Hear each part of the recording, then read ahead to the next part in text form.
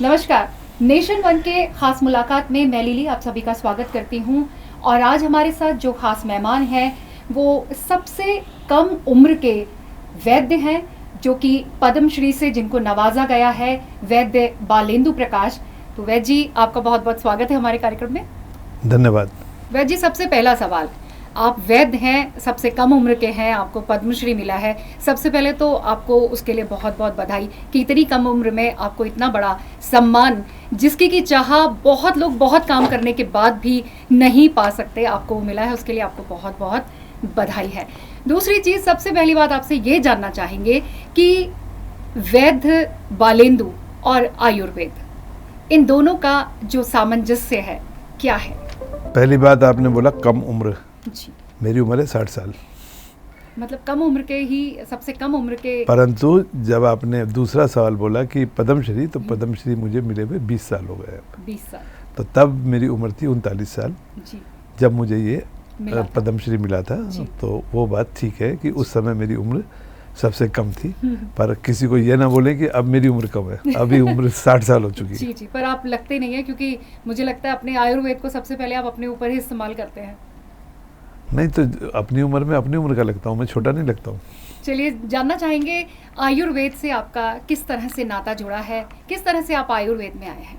आयुर्वेद से मेरा नाता वैसे ही जुड़ा है जैसे मछली का पानी के साथ और उत्तराखंड का जड़ी बूटी के साथ। इसी तरह मेरा आयुर्वेद से नाता जुड़ा है, क्योंकि मैं एक वैद्य के परिवार में मैंने जन्म लिया था। किस तरह की शिक्षा दीक्षा और किस तरह का आपका पारिवारिक पृष्ठभूमि रही है जो आज आप इस मुकाम तक पहुंचे हैं?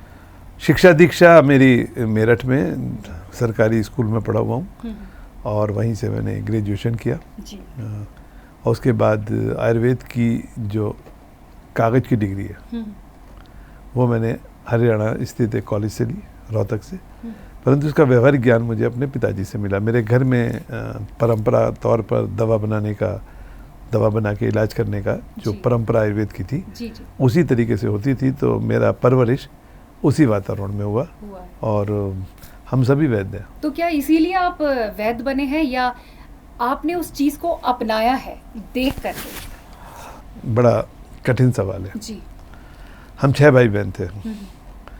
मेरे अलावा सभी लोगों के अपने अपने लक्ष्य निर्धारित थे। जी। परंतु मैं एमलेस के साथ साथ थोड़ा शेमलेस भी था। जी जी। तो इंटर तक बड़ी मेधावी था शुरू में, 7वीं तक, पर 7वीं से लेके फिर बीएससी तक मैं थोड़ा सा उदंड और पढ़ाई लिखाई में रुचि बिल्कुल नहीं थी। और किसी तरीके से ग्रेजुएशन जब करी, उसके बाद एक मोड़ आया मेरी ज़िंदगी में। उसमें हिमालय का थोड़ा सा रोल है, थोड़ा नहीं बहुत बड़ा रोल है, जानना चाहेंगे हमारे दर्शक। और वो है कि जब मैं अपने बीएससी के लेवल पर मेरठ का रहने वाला हूँ और जहाँ पर शिक्षा कम, राजनीति ज़्यादा होती थी जी। और उस राजनीति का शिकार मैं भी था। मारपीट, उदंडता, ये सब थी। और उसी में से दूर करने के लिए मेरे पिताजी ने मुझे जम्मू कश्मीर में यूथ हॉस्टल के तत्वाधान में चलने वाले एक ट्रैकिंग प्रोग्राम में मुझे भेजा और वो मेरा हिमालय से पहला रूबरू था। 16 दिन में मैंने 250 किलोमीटर की पदयात्रा की पहाड़ियों की चोटी पर। मौत से भी रूबरू हुआ और वहाँ से जब आया तो मुझे पता चला कि ज़िंदगी वो नहीं है जो शहर में है। पहाड़ खड़े हुए हैं, खाई भी वहाँ पर है, पर वहाँ के कुछ नियम हैं जिनको मैं तोड़ता हूँ तो मेरी जान जाती है। उसने मुझे अनुशासन प्रिय बनाया, टारगेट प्रिय बनाया। और वहाँ से जब मैं आया तो एक दृढ़ प्रतिज्ञ था और वहाँ मैंने जड़ी बूटियाँ देखी, पहाड़ का नैसर्गिक सौंदर्य देखा। तो मुझे पहाड़ों से एक अजीब सा अट्रैक्शन हुआ। वो बोले तो कुछ नहीं मेरे से, पर बहुत कुछ बोल गए। मुझे लगता था मैं सारी दुनिया को उठा सकता हूँ। मतलब आपकी प्रेरणा जो थी वो पहाड़ थी? नहीं, ऊँट पहाड़ के नीचे आया। ऊँट पहाड़ के? तो आप ऊँट ही था मैं लगता था कि मैं बहुत ऊंचा हूँ। अब पहाड़ों ने मुझे बौना किया और पहाड़ों ने मुझे शिक्षा दी और फिर उनके अंदर जो अथाह संपदा देखी, तो मैंने पहले सोचा मैं पर्वतारोही ही बनूंगा। और पर पर्वतारोही आप 12 महीने तो हो नहीं सकते। तो मैंने सोचा क्यों ना वैद्य कर ली जाए, थोड़ी सी रोजगार भी रहेगा, आजीविका भी रहेगी, जड़ी बूटी के बहाने आना जाना रहेगा। तो मेरा जो बीज बना उसके पीछे हिमालय का रहा योगदान। और यही कारण है कि जैसे ही मुझे मौका लगा मैं मेरठ छोड़ के देहरादून में आ गया, और उस समय का देहरादून था जब जिस खेत में मैंने जगह ली थी वहाँ से पहाड़ियाँ दिखती थी। जी। तो मुझे तो उत्तराखंड आने का जो आपका कोई विशेष रुझान था, उत्तराखंड चुना जो आपने? 5 वजह थी। जी बताइए। मैं मेरठ में पैदा हुआ, बड़ा हुआ, और मेरठ के बाहर इधर उत्तर दिशा में मेरा कोई भी संपर्क नहीं था, जी। खानदान से, अपने खानदान से, पत्नी के खानदान से, यार दोस्त। परंतु जो आयुर्वेद को चाहिए था, नैसर्गिक वातावरण, वो जो मेरठ आपने से, ट्रैकिंग के दौरान पाया था, वो मेरठ से ख़त्म हो गया था। जी। तो देहरादून उस समय एक पिछड़ा क्षेत्र था मेरठ के मुकाबले। जी जी। तो यहाँ पर ज़मीन सस्ती थी। कौन से समय की बात कर रहे हैं? 1989। 1989। जी जी। तो ज़मीन थोड़ी सस्ती थी मेरठ के मुकाबले, हाँ। और चारों तरफ वो जंगलात ज़मीन थी जहाँ पर कुछ जड़ी बूटियाँ कुदरती तौर से पैदा होती है। पैदा होती लेबर सस्ती थी, पर्यावरण के हिसाब से अच्छा था, और यूपी के सभी शहरों में सबसे सुरक्षित कानून व्यवस्था यही थी, यही। और पहाड़ पास में थे। तो 5 चीज़ें जब मिली इसलिए तो मैं आ गया यहाँ पर। तो उत्तराखंड से आप कितना संतुष्ट हैं? आज आप जिस मुकाम पर हैं, क्या आप उत्तराखंड को उसमें भागीदार मानते हैं? बिल्कुल। अगर उत्तर प्रदेश मेरी कर्मभूमि, जन्मभूमि है, तो उत्तराखंड मेरी कर्मभूमि है। कर्मभूमि है। आप धीरे धीरे आपने शुरुआत करी उत्तराखंड में, जैसे आपने काम शुरू किया, उससे पहले आपने मेरठ में भी काम किया होगा? जी, मेरठ तो मेरा जन्मस्थली है। मैं 30 साल मेरठ में रहा हूँ, वहीं हाँ। पैदा हुआ, वहीं बड़ा हुआ, तो काम वहीं करता था। तो उत्तराखंड आपने इसलिए चुना क्योंकि आपको उत्तराखंड से, उत्तराखंड की पहाड़ियों से प्रेम हो गया, और यहाँ पर जो काम की जो अधिकता थी, जो जड़ी बूटियों का जो यहाँ पर उगना था, जो जड़ी बूटियों आपको चाहिए होती हैं आयुर्वेद के लिए, वो यहाँ पर बहुतायत में पाई जाती थी, इसीलिए आपने उत्तराखंड को चुना, और आप अपना ये काम विश्व स्तर तक ले गए। विश्व स्तर तक आप कैसे पहुँचे? विश्व प्रसिद्धि आपको कैसे मिली? उत्तराखंड से निकलकर आप देश और फिर विदेश, यहाँ तक का जो आपका सफ़र रहा? जी, मैं प्रसिद्ध मेरठ में ही हो चुका था। जी। मैं उत्तराखंड में जब आया था तो प्रसिद्धि भी मेरी हो चुकी थी। मैं करीब 25 बार विदेश यात्राएं कर चुका था उत्तराखंड आने से पहले, और वो हुई थी 87 से 89 के बीच में। वो पर काम के सिलसिले में ही? हाँ, काम के सिलसिले में मैंने मरीज ठीक किए। तो प्रसिद्धि इतनी बड़ी चीज़ नहीं है, और विदेश यात्रा भी कोई बड़ी चीज़ नहीं है। जब आप किसी मरीज का इलाज करते हैं तो बीमारी सबको होती है। नहीं, मरीज का इलाज करने के लिए आपको विदेश जाना पड़ा, इसके पीछे की भी कोई घटना तो होगी? नहीं, कहानी जो आपको क्या, विदेश में जाकर के नहीं, इलाज करना पड़ा? कहानी ये है कि जब आपने किसी का मरीज यहाँ पे ठीक किया, जी। उसका कोई रिश्तेदार बाहर रहता है, हाँ। या उसने किसी और को बताया, जी, तो एक आदमी दूसरे को बोलता गया। जी जी। तो ये सरहद तो हमारे लिए है ना, पर बीमारियों के लिए कोई सरहद कोई नहीं सरहद होती। नहीं है। तो कोई अगर पाकिस्तान में बैठा है, कोई लंदन में बैठा है, तो वो जरूर बोलेंगे हम पासपोर्ट के हिसाब से, हाँ हाँ। पर बीमारी बीमारी है, आसमान का रंग वही है। जी, जी। तो मुझे ज़्यादा इससे कोई फ़र्क नहीं पड़ता कि तो आयुर्वेद में कितनी संभावनाएं हैं बीमारियों को ठीक करने की, और वो कौन सी बीमारियां हैं जो कि आप स्पेशलाइज, जिनके लिए आप जाने जाते हैं? देखिए, सारी चीज़ें इत्तेफाक की हैं कि मेरे को जो विद्या अपने पिताजी से मिली, उनके हाथों से कुछ कैंसर के मरीज ठीक हुए थे, जी। और कुछ ऐसी बीमारियां थी जिनका इलाज एलोपैथी में मुश्किल था। नहीं। तो मैंने उन चीज़ों को पकड़ा और उन चीज़ों को अपना डेटा बनाना शुरू किया, जी। हर चीज़ को डॉक्यूमेंट किया, और फिर धीरे धीरे मुझे पता चला कि कुछ चीज़ें मेरी स्ट्रेंथ है, तो बहुत सारी चीज़ें मैंने नहीं करी। आयुर्वेद का एक बहुत बड़ा दुर्भाग्य है कि आयुर्वेद में के लोग हर बीमारी का हर समय इलाज करने के लिए तैयार रहते हैं, दीवारों पर विज्ञापन देके, टीवी पे विज्ञापन देके, अखबार पे विज्ञापन देके। तो मैंने अपनी एक छवि बनाई कि मैं चिकित्सा करूं, प्रमाणिक चिकित्सा करूं, और उस प्रमाणिक चिकित्सा से जाहिर है कि हर किसी को प्रमाण चाहिए। तो वो लोग मेरे पास आते गए, वो चाहे देश के थे, चाहे वो केरल के थे, चाहे मध्य प्रदेश के थे, चाहे बंगाल के थे, चाहे सुदूर अमेरिका के थे, कनाडा के थे, पाकिस्तान के थे, सऊदी अरब के थे, ये सब ले जाते रहे। आपको सेलिब्रिटी वैद्य के तौर पर भी जाना जाता है, तो ये सेलिब्रिटी के पीछे का राज क्या है? नहीं, मुझे नहीं पता कि सेलिब्रिटी होता क्या, मुझे तो उसकी स्पेलिंग भी नहीं आती। अच्छा, ठीक है, आपको नहीं पता, लेकिन जिन लोगों का आप इलाज करते रहे हैं, क्योंकि मैं आपको बहुत, मतलब मैं ये कहूँगी कि मैं आपको बहुत पहले से जानती हूँ, तो मैंने खुद देखा है उपराष्ट्रपति जब थे KR नारायणन, उस वक्त वो आपके यहाँ, आपकी जो फाउंडेशन है वैद्य चंद्र प्रकाश फाउंडेशन, उसके शिलान्यास के लिए या उसका कुछ आयोजन था, उसके लिए वो वहाँ पर आए थे, तो उस बारे में भी कुछ बताइए। जी, नारायणन साहब एक विलक्षण व्यक्तित्व के धनी थे। मैंने जब 87 में एक बच्चे का ब्लड कैंसर का इलाज किया जी। लंदन में, जिसको लंदन में बोन मैरो ट्रांसप्लांट के बाद मना कर दिया था, जी। वो ठीक हुआ और उसके 1 साल बाद वहाँ से एक ब्रिटिश डॉक्टर मेरे पास आए और उनकी इच्छा थी कि मैं हिंदुस्तान छोड़ के लंदन चला जाऊँ। परंतु मेरा जो पारिवारिक पृष्ठभूमि है उसने मुझे गवारा नहीं किया। और ये बात नारायणन साहब उस समय साइंस एंड टेक्नोलॉजी मिनिस्टर थे देश के, उनको पता चली और बड़ा मुझे आश्चर्य हुआ कि जब उन्होंने मेरे से मिलने की इच्छा जाहिर की। शुरू में तो लगा शायद इनको भी कोई बीमारी होगी, परंतु काफ़ी मुश्किल से मैं मिला, क्योंकि मैं भी आम आदमी की तरह सोचता था कि राजनेता किसी काम के नहीं होते, पॉलिटिशियन खराब होते हैं।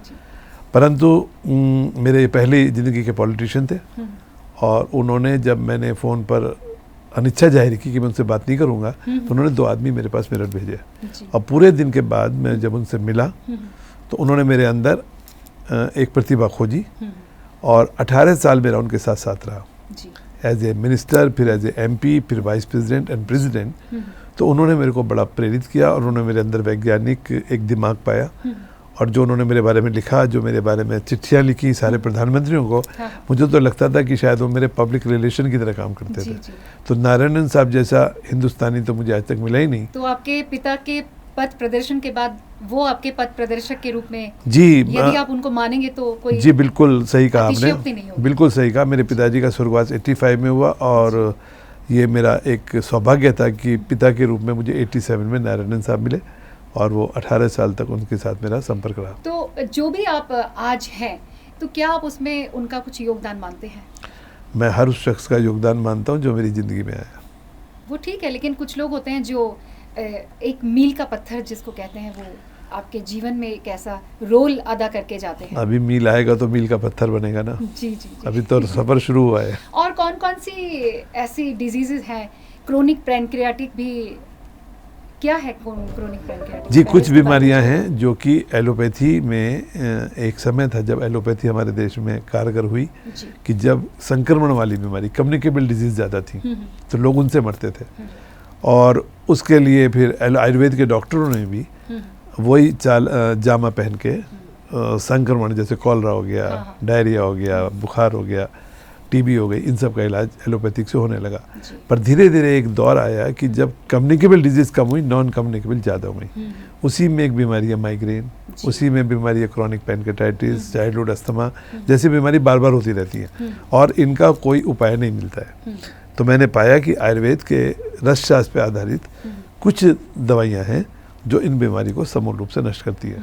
तो मैंने सारी बीमारियों को छोड़ के कुछ बीमारी को चुना हुआ है और उनके ऊपर कुछ अपने द्वारा, फिर उनके ऊपर ट्रायल करा के, शोध कार्य भी आप, हाँ, ट्रायल कराया। जी जी। कुछ अपने आप, कुछ बाहर की एजेंसियों से, जैसे मेरे अभी 2 trial all India medical institute Delhi में पूरे हुए हैं माइग्रेन के ऊपर, और उसमें पाया गया है कि जो मेरा चिकित्सा सूत्र है वो माइग्रेन में एलोपैथी के मुकाबले बेहद ज़्यादा कारगर है और माइग्रेन को पूरी तरह ठीक करता है। बहुत अच्छी बात है। लाइफस्टाइल की हम यहाँ पर बात करेंगे। लाइफस्टाइल से बहुत सारी डिजीजेज ऐसी हैं जो आज लोगों को घेर रही हैं और जानलेवा साबित हो रही हैं, क्योंकि भागदौड़ इतनी हो गई है कि लोग उन चीज़ों पर ध्यान नहीं दे रहे हैं और जब वो बिल्कुल लास्ट स्टेज पर आ जाते हैं, पूरी तरह से परेशान हो जाते हैं, तब वो इस तरीके की तलाश में निकलते हैं कि हमें कोई वैद्य मिल जाए, कोई एलोपैथी में हमें कोई अच्छा डॉक्टर मिल जाए। उस पर क्या कहेंगे आप?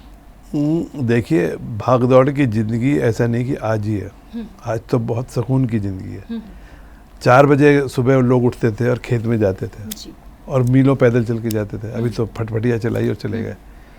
हमारी फितरत बदल गई है। क्या है हमारी फितरत? फितरत बदल गई है। फितरत ये बदल गई है हमारी कि हमको पता नहीं कि हम चाहते क्या हैं। जैसे जब हम संस्कृत पढ़ते हैं तो उसमें थोड़ा ज्ञान मिलता है। ज्ञान कहता है कि साहब, मनुष्य और जानवर में क्या फ़र्क है। तो जानवर जो अपने लिए जीता है, मनुष्य दूसरे के लिए जीता है। हम शायद मनुष्यता ही भूल गए। हमको होड़ है दौलत की और शोहरत की, वही भाग दौड़ है। और वो भाग दौड़ नहीं है, उसमें हम ऐसे उलझे हैं कि हम जो बेसिक है उस शरीर को भूल गए हैं। मेरी मर्जी हो गई है, जो हमारे साथ आया और हमारे साथ ही जाना है। हाँ जी, हम अपने शरीर को भूल गए हैं क्योंकि हम जो भी भाग दौड़ करते हैं शरीर से करते हैं जी। तो आजकल इतनी सारी सुविधाएं हमको मिल गई हैं, तो विज्ञान शाप है, अभिशाप है कि वरदान है। तो विज्ञान की कुछ चीज़ें हमारे लिए अभिशाप बन गई हैं। जैसे कभी भी खाना पका लिया, एक समय था जो हम चूल्हा जलाते थे। जी। चूल्हे का फ़ायदा ये था कि हम टाइम पे खाना खाते थे। अब मेरी मर्जी कभी भी खाना पका लिया, कभी भी खाना गर्म कर लिया, तो उससे हमको तकलीफ होने लगी। जैसे माइग्रेन की हम बात करेंगे तो 2006 में अमेरिका में 30 मिलियन माइग्रेन के मरीज थे। 30 मिलियन और 2016 में 35 मिलियन हो गए। माइग्रेन जो दुनिया में 17वां रैंकिंग था डिबिलिटी कॉजिंग डिजीज में, वो बढ़ के 7वें पे पहुंच गया। तो अमेरिका क्या है, अमेरिका का आदमी कोई भी दिनचर्या फॉलो नहीं करता। वो कभी 4 बजे उठता है सुबह, कभी रात को 6 बजे उठता है, शाम को जब चाहे वो खाता है। जब उसे भूख लगती है तो भूख न लगने की दवा खा लेगा, भूख लग रही है भूख लग रही है तो भूख की दवा खा लेगा, नींद नहीं आ रही तो नींद की खा लेगा। तो उन सब से वो बॉडी की बायोलॉजी को ख़त्म कर देंगे। अनफॉर्चुनेटली हमारा देश भी उसी मॉडल को अपना रहा है, महानगरों तो विशेषकर। तो बीमारी रईसों की है, बीमारी जबकि हमारी सभ्यता में ये नहीं था, बिल्कुल नहीं था। जो हमारी सभ्यता थी वो आयुर्वेद उसमें अटैच था। अब जहाँ जहाँ उज्ज्वला पहुँचेगी वहाँ माइग्रेन पहुँचेगा। जी, ये आपने कैसे कहा कि इसलिए क्योंकि जहाँ जहाँ गैस कभी भी पका के खाएंगे तो हो जाएगा। चूल्हे की लकड़ी एक टाइम और रेफ्रिजरेटर में भी एक ये सिस्टम हो गया कि लोग पहले खाना पका कर रख देते हैं, जब जिसको जैसी सुविधा हुई उसको निकाल करके उतना गर्म किया खाया, फिर बाकी उसको। तो ये जहर है, दोबारा गर्म करके खाना। जैसे आजकल ऑर्गेनिक खाएंगे, पर उसी ऑर्गेनिक को दोबारा गर्म करके खाओगे तो जहर हो जाएगा। जैसे कि मेरे को कोई बात 2 बार बोलता है तो मैं झुंझला जाता हूँ, उसी तरह दाल को भी 2 बार गर्म करोगे तो वो भी झुंझला जाती है। जाएगी, मतलब उसके जो अच्छे उसके अंदर एसिड चेंज हो जाता है, एसिड प्रोड्यूस हो जाता है, अच्छे बैक्टीरिया मर जाते हैं। तो मतलब हमें कुल मिलाकर आयुर्वेद ये कहता है कि अपनी जो दिनचर्या है उसको नियमित रखें और अनुशासित रहें। क्या कहेंगे? ये आयुर्वेद नहीं, ये मॉडर्न मेडिसिन भी यही कहता है जी। मॉडर्न मेडिसिन भी इसी को कहता है। हर पैथी यही कहती है कि हमें ऐसा करना चाहिए। जैसे बात ऐसी हो गई है जैसे हर चूहा कहता है कि बिल्ली के गले में घंटी बांधो, पर बांधेगा कौन, करेगा कौन? जो करेगा वही पाएगा। तो उत्तराखंड में आप हैं, आयुर्वेद को आप किस स्तर तक ले जाना चाहते हैं और सरकार से आप क्या अपील करना चाहते हैं? क्या आपने सरकारी मदद के साथ कुछ प्रोजेक्ट्स लगाए हैं जो कि उत्तराखंड में, जैसे जड़ी बूटी की हमने बात की थी कि बहुत बहुतायत में यहाँ पर है और यहाँ पर पलायन की भी समस्या है, तो क्या रोज़गार को जोड़ करके क्या इस तरीके की कोई आपकी प्लानिंग है जो सरकार की मदद के साथ आप उसको आगे बढ़ाना? देखिए, जब ये राज्य बना मैंने भी इसमें भागीदारी निभाई राज्य बनने की, क्योंकि मैं उत्तराखंडी हूँ अब। जी जी। और उसमें भागीदारी निभाने के बाद मेरा बड़ा जोश था कि यहाँ पर जड़ी बूटियों के द्वारा करोड़ों रुपए की आमदनी, पर्यावरण की सुरक्षा और रोजगार पैदा हो सकता है। और सरकार के साथ इसमें पहल जरूरी है, क्योंकि ये जड़ी बूटियाँ आज जंगल में कुदरती होती है, पर उनको जंगल से खेत तक पहुँचाने के लिए एक बीच में नर्सरी चाहिए। और ऐसा हो नहीं सकता कि हम देहरादून का पौधा जाके कुमाऊं में लगा दें, या गढ़वाल का पौधा जो 6000 फीट पे और 9000 फीट पे लगा दें। तो जितनी ऊंचाई पे है जड़ी बूटी उतनी महंगी है। यहाँ पर कुछ जड़ी बूटियाँ ऐसी हैं जो 5-5 हज़ार रुपये किलो की हैं और खेत में हो रही हैं, जंगल में हो रही हैं। पर जंगल से खेत में जाने के लिए मुझे बीच में एक नर्सरी चाहिए। तो सरकार से केवल इतना चाहिए कि हमें खेत में लगाने के लिए दे दें। तो पिछले 2 साल पहले सरकार से मेरा मोह भंग हो गया। बहुत कोशिश की, जितनी भी सरकार आई शुरू के प्रारंभ से लेके और अब तक की बातें तो लंबी लंबी, जड़ी बूटी राज्य बनाएंगे, पर जड़ी बूटी है कहाँ? आयुष मंत्रालय भी बनाया गया है। आयुष मंत्रालय तो सारे हैं। आज ही एक अखबार में खबर है कि दुनिया में कुपोषण से मरने वाले बच्चों में भारत सबसे आगे है। सबसे आगे। कितनी अच्छी बात है। हमारे पास महिला बाल विकास मंत्रालय हमारे पास है, हमारे पास स्वास्थ्य मंत्रालय है, आयुष मंत्रालय है, इतनी सारी सोशल प्रोजेक्ट हैं। तो मैंने आज प्रधानमंत्री को ट्वीट भी किया है कि साहब जी, इन सब की जरूरत ही क्या है? जब हम टॉप पर हैं तो टॉप पे रहो ना, इतना सब खर्चा काहे कर रहे हो? आयुर्वेद की जो हम बात करते हैं, जैसा आपने कहा कि सरकारों से आपका मोह भंग हो गया और बीच में एक हमें नर्सरी की ज़रूरत है जो कि जड़ी बूटियों को हिमालय से खेत तक पहुंचा दे। तो इसके बीच में हमें कहीं ना कहीं व्यक्ति विशेष की ज़रूरत पड़ती है जिनको इस चीज़ का ज्ञान हो, जिन्हें जड़ी बूटियों का ज्ञान हो कि कौन सी जड़ी बूटी यहाँ से निकाली जा सकती है, मतलब वनस्पति विज्ञान का जिसको नॉलेज हो। तो क्या आपने इस तरीके के लोगों को चिन्हित किया है जो आपके लिए काम करें? नहीं, मैं तो बहुत छोटी सी चीज़ हूँ। मेरे लिए काम क्यों करेगा? ना तो मेरे पास रिसोर्स हैं, हाँ। ना मेरे पास सब चीज़ों के लिए समय है, और ज्ञान की कोई कमी नहीं है। खरीदार भी है, लगाने वाले भी हैं, पर इनको जो कोऑर्डिनेशन का काम है उसके लिए हमारा शोध संस्थान भी है, जी। परंतु ये अपना काम छोड़ के बाकी सारे काम करते हैं। मैं एक मिसाल दूंगा, एक गांव है गंगी, टिहरी गढ़वाल में, जी। आखिरी सीमांत गांव है। वहाँ मैं ट्रैकिंग करते हुए गया था, तो मैंने देखा कि वहाँ पे एक बूटी होती है जदवार बूटी। मैं अपनी ब्लड कैंसर की दवा में उस बूटी को डालता हूँ, और वहाँ पर उस समय में जब मैं गया था करीब 16 साल पहले, तो किसान लोग उस जड़ी बूटी को अपने खेत से उखाड़ के फेंक रहे थे और आलू लगा रहे थे। गंगी का आलू प्रसिद्ध है, पर कितना, वो नीचे जब आता है तो 6 रुपये किलो तो उसकी ढुलाई होती है, जब बीज लेके जाते हैं उसकी होती है, तो उनको मुश्किल से 3-4 रुपये किलो मिलता है। जी। पर वो बूटी आज की तारीख में करीब 8,000 रुपये किलो की है, 3 साल में पैदा होती है। तो मैंने सोचा, जब मैं थोड़ा साधन संपन्न हुआ, कि मैं वहाँ पर एक नर्सरी लगाऊं, तो 7.5 नाली मैंने किराए पे ले ली लोकल किसानों से। अब उसमें पौध लगानी थी, अब पौध कहाँ से मिलेगी? अब जंगल से जाके मैं पौध निकालता हूँ तो मैं चोर कहलाऊंगा, क्योंकि मैं जंगल से पत्ता भी नहीं उठा सकता। मैंने सरकार की एजेंसियों से कहा कि भाई मुझे पौध दिला दो, तो पौध ही नहीं है। पिछले साल मैंने, जो हमारे मंत्री जी हैं, जो कृषि मंत्री है फिलहाल, उनसे मैंने कहा कि साहब 200 किसानों को 25-25, 20-20 नाली में आप कुटकी लगवा दीजिए, मैं सारी कुटकी खरीद लूँगा आपसे इस रेट पर। बोले बहुत अच्छी बात है, मैंने आपसे ही चेक दिलवाऊंगा। और जब हम लगाने गए तो पता चला कि पौध ही नहीं है लगाने के लिए, तो सूत न कपास लट्ठम लट्ठा कैसे होगा? तो इस राज्य को अगर जड़ी बूटी प्रदेश बनाना है तो सबसे पहले हमें पौध तैयार करनी होगी, और ये काम सरकारी सहायता के बिना नहीं हो सकता। दूसरा, मैंने बोला कि एक जड़ी बूटी को 3 साल लगते हैं। मान लीजिए मैं किसान हूँ, मैं इच्छुक हूँ अपनी 10 नाली में, तो 10 नाली में मान लीजिए मेरी आय 500 रुपये साल की है, तो 5,000 रुपये साल मुझे 3 साल तक दे दो भाई, और जब मेरी जड़ी बूटी आएगी मेरे पैसे काट लेना, वापस हो जाएगा। तो हम कोई भीख नहीं मांग रहे हैं, कोई अनुदान भी नहीं मांग रहे हैं, परंतु दुर्भाग्य ये है कि मंत्री जी भी भाषण देते हैं, अधिकारी बैठकें करते हैं, और हम सब लोग गोष्ठी करके शांत बैठ जाते हैं।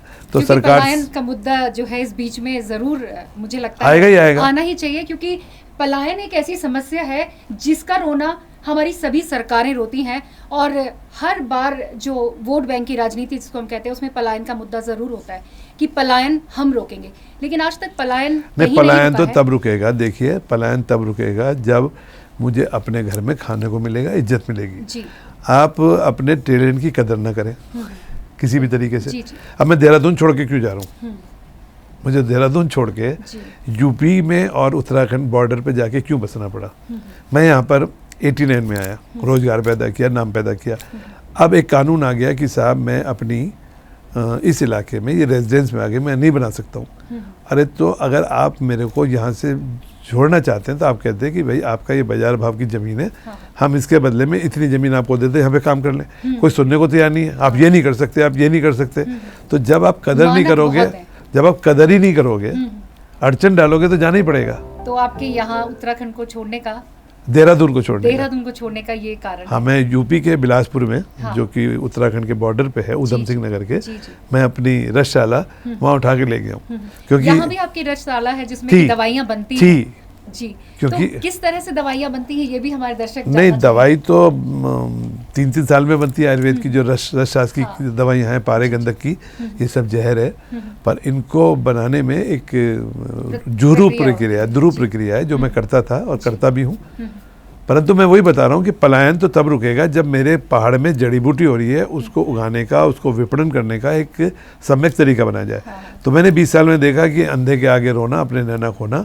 आखिर में मैंने उस प्रयास को छोड़ दिया है, क्योंकि वो करने से कोई फ़ायदा नहीं है। अपने स्तर पर मैं गंगी में जड़ी बूटी लगा रहा हूँ, और भगवान ने चाहा, क्योंकि थोड़ी सी मेरे भी अपने हेल्थ इशू हैं पहाड़ पे जाने के, तो उस गांव को मेरी इच्छा है कि जहां पर 50-60 लाख रुपए की आमदनी होती है, उसको 10 करोड़ रुपए सालाना पे पहुंचा दूं। तो आपकी सोच आयुर्वेद को लेके बहुत ज़्यादा ऊंची है, और सरकार करे या ना करे, लेकिन आप अपने माध्यम से इस आयुर्वेद को कुछ ना कुछ तो जरूर देकर जाएंगे। जो हमारी युवा पीढ़ी है, जो मुझे आयुर्वेद से मिला है, ये मेरा फर्ज बनता है। बहुत अच्छी बात है और बहुत अच्छी सोच है कि आपको आयुर्वेद से मिला है, और आप आगे आने वाले समय में धरोहर के रूप में कुछ ना कुछ आयुर्वेद को ज़रूर देना चाहेंगे।